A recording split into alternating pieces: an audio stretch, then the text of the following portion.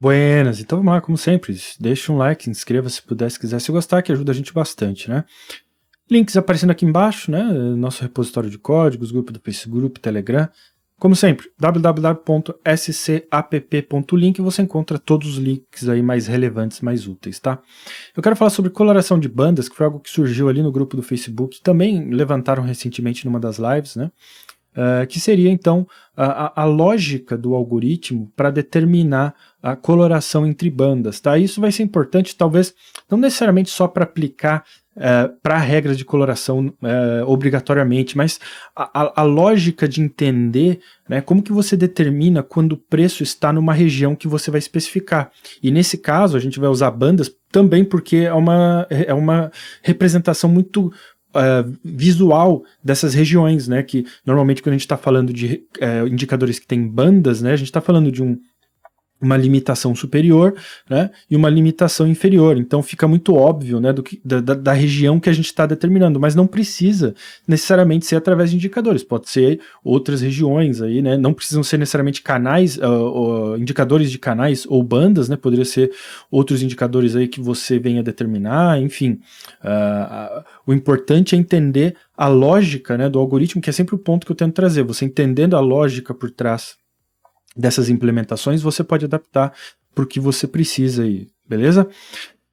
Bom, a gente vai ver diferentes indicadores também, já para aproveitar, ver complexidades um pouquinho diferentes, talvez customizações diferentes que a gente pode fazer, né, dependendo da aplicação e do indicador, para ver justamente aí cenários distintos, tá? Então a gente vai ver, por exemplo, canais de Donkin, que você está vendo aqui na tela, a gente vai ver depois envelope, bandas de Bollinger, Keltner e por último aí duas médias móveis, legal?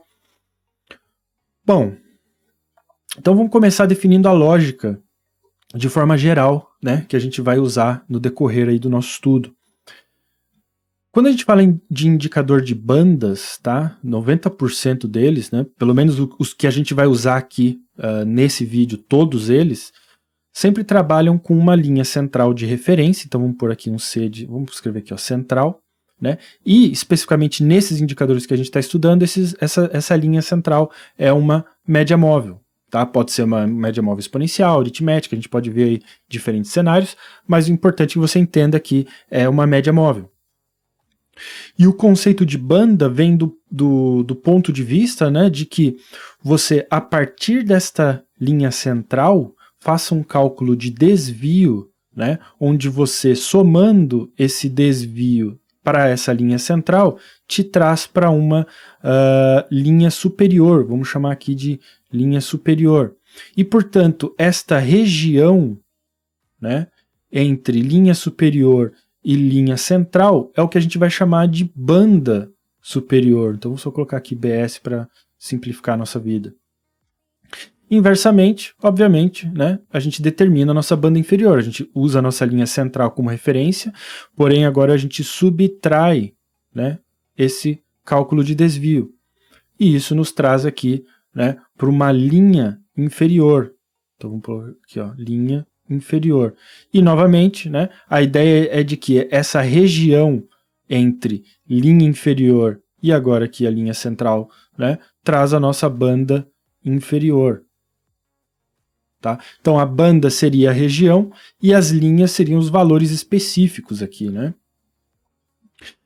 O conceito aqui de desvio é que é normalmente a grande diferença entre cada um desses indicadores, como que este desvio é calculado. Eu não vou entrar neste assunto, né, para esses indicadores específicos neste vídeo, né, porque a ideia é mostrar a lógica, né, da coloração entre bandas, tá? Mas eu tenho um vídeo aí, por exemplo, sobre bandas de Bollinger, sobre envelope, se não me engano eu tenho o Keltner, né, onde você pode então entender a lógica por trás do cálculo do desvio, né? Como que esse desvio é determinado, tá? Não é o momento, não é o propósito de hoje aqui, tá?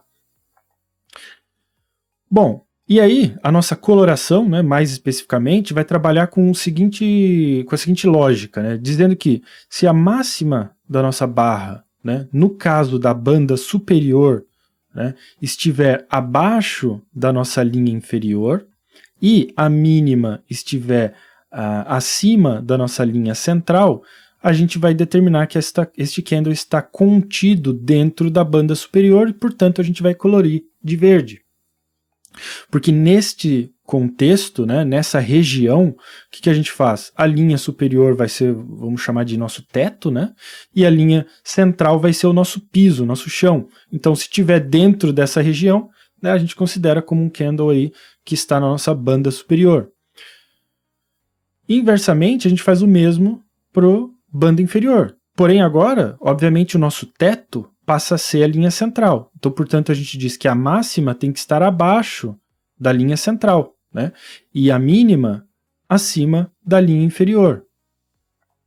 Dessa forma, a gente caracteriza esse candle, essa barra, como estando dentro da banda inferior, tá?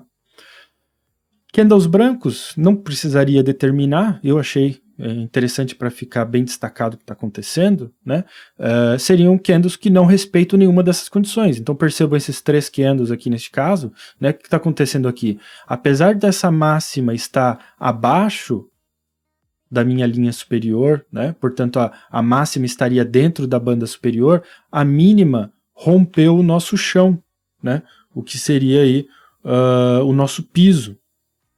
Portanto, né, não caracteriza mais como uma barra que estaria dentro da banda superior. Ela acabou rompendo e ultrapassou para a banda inferior, né?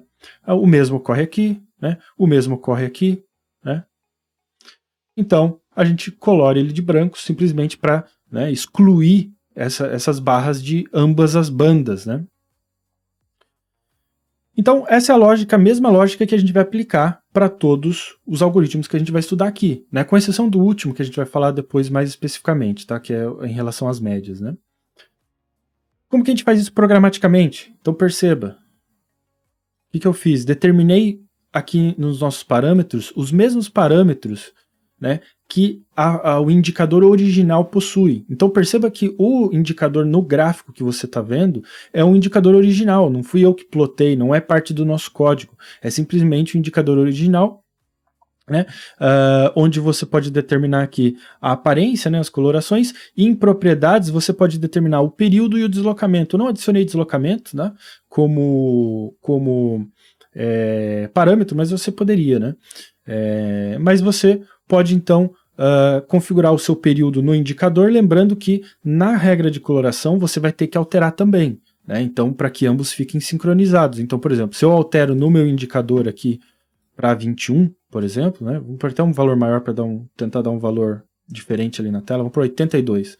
Né? Note que mudou bastante, a gente nem consegue ver a linha superior, né? A nossa coloração não mudou, eu preciso vir nas propriedades da coloração e alterar também aqui o período para, eu acho que 82, né? Agora você perceba que ele está respondendo, né? Então, é sempre importante, se você usa indicadores e códigos separados, né, para coloração e eventualmente para plotagem, você tem que mantê-los sempre sincronizados, né, para estarem apresentando a mesma informação. Poderia fazer a plotagem direto no nosso código desse indicador também? Poderia, não quis fazer para não confundir as coisas, eu queria falar só de coloração entre regiões, então para não deixar desnecessariamente complexo, eu não estou fazendo isso, mas seria possível, claro, né? Daí eu tenho aqui minhas variáveis que vão armazenar justamente esses valores, né? Essa linha central, essa linha superior, essa linha inferior. E aqui a gente faz esses cálculos. No caso do Donchian, né, a função Donchian CH, Donchian Channels, né, ela tem só um parâmetro que a gente passa aqui como período, que é justamente o parâmetro que a gente configurou no nosso código. E as configurações de linha, né, que vai determinar a referência de qual linha você quer retornar o valor, né, ela já é bem simples, bem organizada, porque eu tenho para todos os meus valores que eu vou precisar. Então 0 se refere à linha central, 1 à minha linha superior e 2 à minha linha inferior. Né? E aí eu aplico a lógica no meu teste condicional, exatamente a mesma lógica que a gente acabou de discutir aqui. Né? Se a máxima for menor ou igual à linha superior e a mínima for maior ou igual à linha central, então é porque ele está na região da banda superior, portanto ele vai lá e pinta de verde. Se for o inverso, né, a máxima está abaixo da nossa linha central e a mínima acima da nossa linha inferior, é esse caso aqui, a gente tem uma barra na região inferior, portanto pinta de vermelho, se não, se nenhum nem outro, pinta de branco, né? E é isso que o nosso código faz. Então perceba que a lógica aqui, né, é relativamente simples, né? O que você poderia fazer, né, e onde está a grande diferença é como você determina essas regiões. Então, se a gente observar outro exemplo, vamos apagar aqui, vamos abrir o nosso código para envelopes. Então vamos ver aqui como seria a plotagem no envelopes. Note que a lógica do algoritmo é exatamente igual, né? Porém, a grande diferença agora aqui está justamente no cálculo desses valores, né? Porque agora, ao invés de usar a função de Donkin, eu uso a função chamada envelope, né? A função envelope por si só tem mais parâmetros, né? Então ela precisa de uma configuração de desvio, um período dessa média e o tipo dessa média. Então, note que eu reproduzi todos esses parâmetros também no nosso código, né? Desvio, período e tipo. Né? Sempre lembrando que tipo se refere ao tipo de média, média móvel, né? Então 0 para aritmética, média simples, 1 exponencial, 2 Wells-Wilder e 3 ponderada. Então, novamente, você pode fazer essas mesmas configurações no indicador nativo aqui, né? Você tem aqui ó, a configuração percentual, né, o período, o tipo de média, então aqui ó, 0, 1, 2, 3, né? E as configurações de aparência. Da mesma forma que no Donkin, né, a função envelope já faz o serviço para nós. Então a gente precisa simplesmente customizar, né, usando as linhas paralelas, qual plotagem que a gente quer, qual o valor que a gente quer. Né? Então 0 refere-se à linha central, 1 superior, 2 inferior. A única diferença que você vai notar aqui, né, é que no indicador original, né, no indicador de envelope, ele não plota a linha central por padrão. Tá? Não é parte do indicador original. Então note que o que eu fiz, eu adicionei uma média móvel separada, né, aritmética de 20 períodos, para ele plotar essa linha central. Sempre lembrando, agora você tem mais um indicador para sincronizar, né? Então se eu alterar o tipo de média, na minha média móvel aqui, que se refere à minha central, né, a minha linha central e o período, eu tenho que ir lá no envelope alterar também, e tenho que ir na coloração e fazer a sincronização também, beleza? Então, sempre lembrando que é importante, né, tomar cuidado com isso. Mas a lógica, você perceba, do nosso determinação de bandas, né, não mudou. Máxima menor ou igual ao superior, mínima maior ou igual à central, né, máxima menor ou igual à central e mínima maior ou igual à inferior, determina justamente essas regiões aqui, né, banda inferior, banda superior, né, se essas condições são satisfeitas, ele está dentro da banda inferior e aqui dentro da banda superior, beleza? Novamente, né, obviamente, quando ele não respeita nenhuma nem outra, tá? Ele simplesmente vai colorir aqui de branco, né?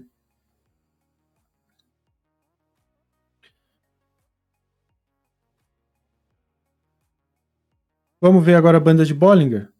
Banda de Bollinger agora começa a ficar um pouquinho mais complexo, tá? Por quê? Porque apesar da lógica ser a mesma, né? Então você nota a mesma lógica aqui para determinar. Quando a gente vai determinar a nossa linha superior, central e inferior, né? Para a linha superior e inferior, a gente tem também, através da função Bollinger Bands, né, onde a gente tem a configuração de desvio, período e tipo, né, a gente pode determinar com o valor 0, né, na nossa linha paralela, né, 0 para a linha superior e 1 para a linha inferior. O problema é que a função Bollinger Bands não tem uma configuração para retornar a linha central. Então a gente tem que fazer isso manualmente, né? E o problema que a gente tem, o segundo problema que a gente tem é que o indicador nativo te permite configurar qual tipo de média central você quer, aritmética, exponencial, Wells-Wilder e ponderada. Então eu preciso permitir, através da nossa coloração, que o usuário também possa fazer essa alteração para que, novamente, os códigos fiquem sincronizados, né? Então como é que eu faço isso? Eu adiciono também um parâmetro tipo na nossa média aqui, né, na nossa coloração, novamente 0 para simples, 1 exponencial e assim por diante, e através da determinação desse tipo, né, eu faço o cálculo que precisa ser feito. Então, por exemplo, se o tipo for configurado para 0, para média simples, a minha linha central é a média que retorna o valor da média aritmética do período configurado no parâmetros para o preço de fechamento, né? E assim por diante. Então, 1, a minha média exponencial, 2, a minha Welles-Wilder, e vale um comentário aqui, tá? Welles-Wilder, por padrão, né, não existe uma função que retorna a média Welles-Wilder, tá? O que a gente tem é uma função que retorna a soma Welles-Wilder, né? E aí a gente precisa dividir pelo número de períodos manualmente para então retornar o valor de média, tá? Então tem um passo extra aqui no caso da Welles-Wilder, né? E por último, a nossa média ponderada, né, que é a função W-average, né, weighted average, né, do preço de fechamento do período configurado. E a lógica se mantém exatamente a mesma que a gente, né, já viu aí nos outros dois indicadores, tá? Determinamos aí as regiões de bandas, né, superior e inferior, e fazemos aí a coloração de forma necessária, né? Vamos olhar o Keltner agora. Note que o Keltner é exatamente o mesmo caso da banda de Bollinger, tá? O indicador nativo, né? Primeiro, não plota essa linha central. Então, eu estou fazendo a plotagem manualmente aqui também, né? Veja um segundo indicador média móvel de 20 períodos, né? Eu tenho o próprio canal de Keltner aqui, né? Que a gente pode fazer aquelas mesmas configurações de desvio, período e tipo, né?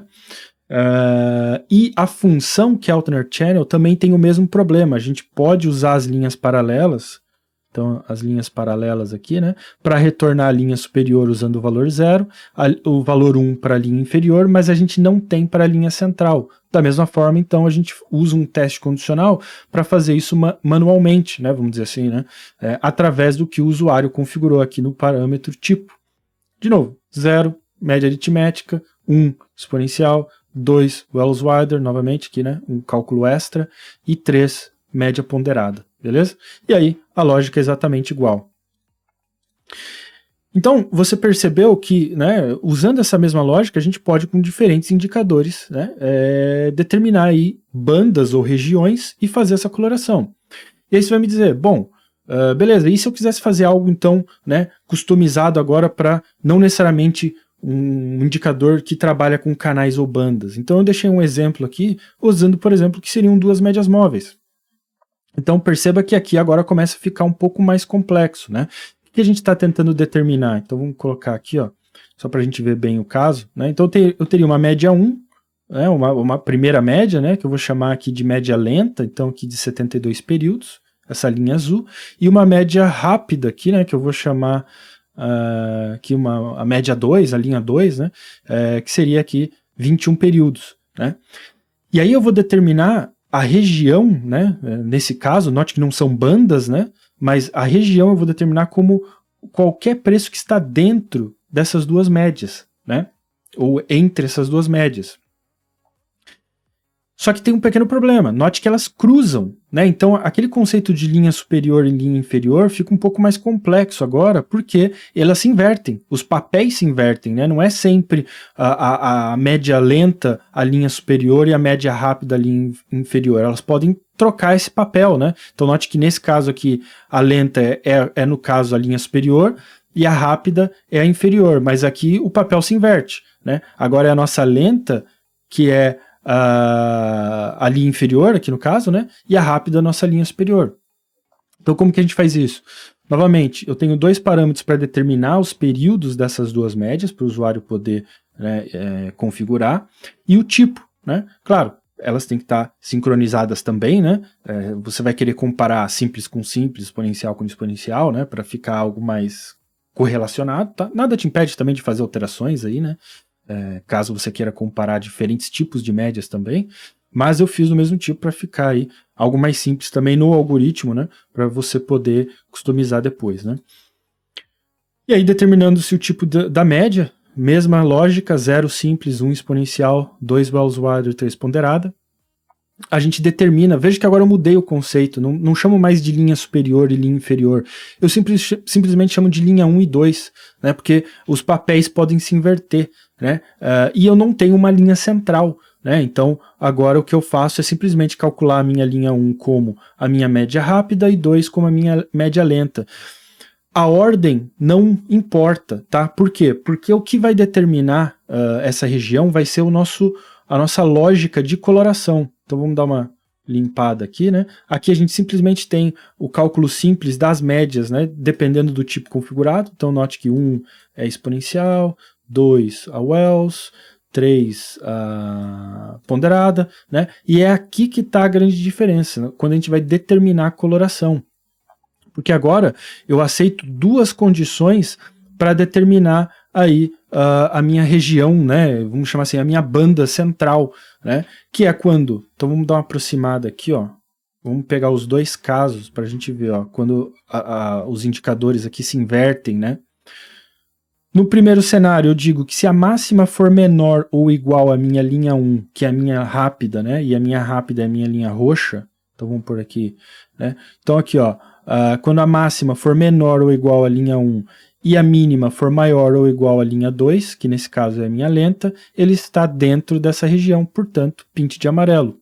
Ou, né, eu aceito uma outra condição também, né, que é quando a máxima for menor ou igual à linha 2, que é esse caso aqui, né, lembrando, a linha 2, né, vamos colocar aqui, ó, linha 2, linha 1, linha 1, linha 2. Então nem precisa dizer que é rápido ou lento, porque o que importa é como a gente determinou aqui no nosso algoritmo, né? A gente determinou a linha 1 como rápida e linha 2 como lenta, né? Então a segunda condição é aqui, né, que está aqui, máxima menor ou igual à linha 2, e está de fato aqui, né? E a mínima maior ou igual à linha 1, que está aqui embaixo. Então nesse caso aqui, tá, né? Então este candle respeita essa condição, portanto ele pinta de amarelo porque está dentro dessa região, né? Assim como todos os outros. E aí, claro, os candles brancos, né, eles estão ou fora dessas regiões ou romperam, né, essas limitações, né? Então, portanto, não são caracterizados aí como estando dentro da nossa banda. Poderia determinar uma ordem onde eu digo, se a rápida estiver acima da lenta, eu determino isso como uma região superior, portanto pinta de verde, ou o inverso, né? A rápida está abaixo da lenta, enfim. Dá para fazer isso? Claro, dá para fazer isso, né? Você pode fazer isso tudo também através aqui das suas lógicas, né? E aí que você pode começar a aplicar para diferentes, né, estudos, né? Além de que não precisam ser médias, também poderiam ser preços fixos, né? Talvez indicadores pontos de pivô, VWAP bands, enfim, você que vai determinar essas regiões, né, e como que elas se comportam. Beleza? Então eu quis mostrar esse exemplo aí. Se tiver algum outro caso específico que queiram tentar fazer uma determinação de bandas ou de regiões para fazer coloração, deixa aí nos comentários que a gente tenta fazer algo aí para os próximos vídeos, beleza? Valeu, até o próximo vídeo.